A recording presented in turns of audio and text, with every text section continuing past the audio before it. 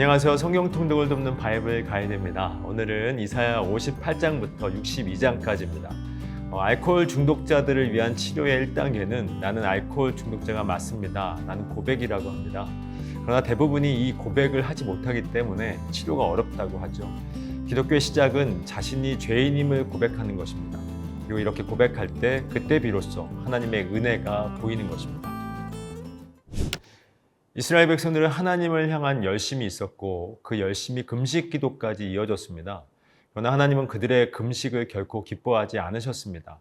하나님이 기뻐하시는 금식은 흉악의 결박을 풀어주며 멍에의 줄을 끌어주며 압제당하는 자를 자유하게 하며 모든 멍에를 꺾는 것이라고 합니다.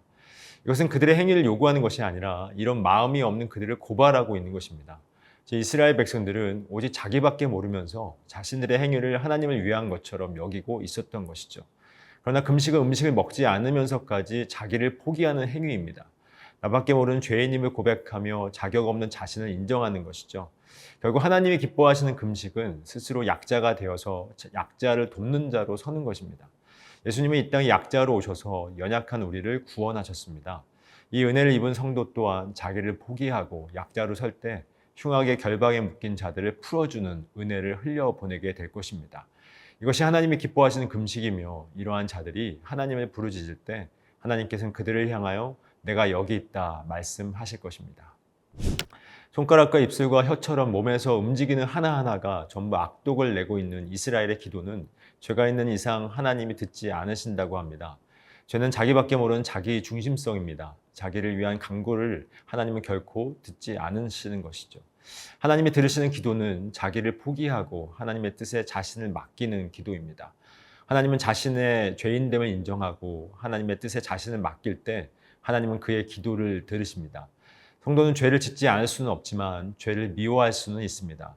죄를 미워하는 자가 바로 죄에서 떠난 자이며 이런 사람에게 하나님은 구속자가 임한다고 말씀하고 있습니다. 그러므로 성도는 죄를 짓지 않은 자가 아니라 죄를 지을 수밖에 없는 자신의 현실을 미워하며 중보자이신 예수 그리스도를 의지하여 회개의 자리로 나아가는 자입니다. 요한복음 1장에서는 빛으로 오신 예수님을 어둠 가운데 있는 인생들이 아무도 알아보지 못했다고 합니다. 그 이유는 죄로 말미암아 하나님과 단절되었기 때문입니다. 그러나 하나님은 하나님의 택하신 백성들을 이 땅에 빛으로 오신 예수 그리스도의 빛으로 비춰주셔서 자신이 어둠이라는 사실을 깨닫게 하시고 주님 앞으로 나아오게 하십니다. 결국 예수 그리스도가 빛이심을 아는 자들은 오직 여호와가 영원한 빛이며 하나님이 영원한 영광이라는 사실을 알기에 어둠을 결코 부러워하지 않게 됩니다. 단지 예수님을 빛으로 알고 그 빛에 가까이 가고자 하는 삶을 살 뿐이죠. 그러므로 성도는 어두운 세상에서 빛이신 예수만 바라보며 사는 자들입니다. 성령의 임재가 필요 없으신 예수님께서 성령을 받으신 이유는 교회 시대에 성령이 어떤 일을 이루어 가시는가를 공생애를 통해서 미리 보여주시고자 하셨기 때문입니다. 예수님은 공생애를 시작하시면서 주 여호와의 영이 내게 임하셨으니 라는 이사야 61장을 읽으시고 이후 가난한 자에게 또 마음이 상한 자에게 포로된 자에게 복음을 선포하신 후 말씀을 성취하셨습니다. 이후 교회 시대에도 동일한 성령이신 여호와의 영이 임한 자들을 통해서 이 복음이 선포되어 가난한 자, 마음이 상한 자, 포로된 자를 회복시키는 것입니다. 이 여호와의 영이 임한 자들이 바로 남은 자이며 이들을 가리켜서 여호와의 제사장이라 하나님의 봉사자라라고 말씀합니다. 그러나 어두운 이 땅이 빛이신 예수를 알아보지 못하고 죽였듯이 복음을 증거하는 남은 자들 또한 고난의 길을 걸어가야만 합니다.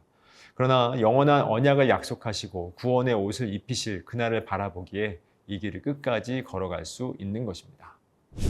이사야는 처음부터 이스라엘의 죄악을 지적하고 여호와의 날, 곧 심판의 날을 선포합니다. 그러나 그들의 죄악을 지적한 것은 심판이 목적이 아니라 실패할 수밖에 없는 인생들이 의지해야 할 대상은 하나님이심을 말씀하고 있는 것입니다. 그러므로 하나님은 죄악된 그들을 향하여 헵시바라, 뷸라라 하시면서 이스라엘과 하나님과의 관계는 결혼 관계임을 말씀합니다. 즉 신랑이 신부를 기뻐함 같이 하나님이 이스라엘을 기뻐하신다고 말씀하는 것이죠. 신랑에게 있어 신부는 뭘 잘해서 기쁨이 아니라 그 자체로 기쁨이며 이것이 바로 사랑인 것입니다. 예수님과 교회는 신랑과 신부의 관계입니다. 신부인 교회는 자신의 능력 없음을 한탄할 것이 아니라 그런 자신을 신부로 맞이해 주신 신랑을 전적으로 의지하면 되는 것입니다.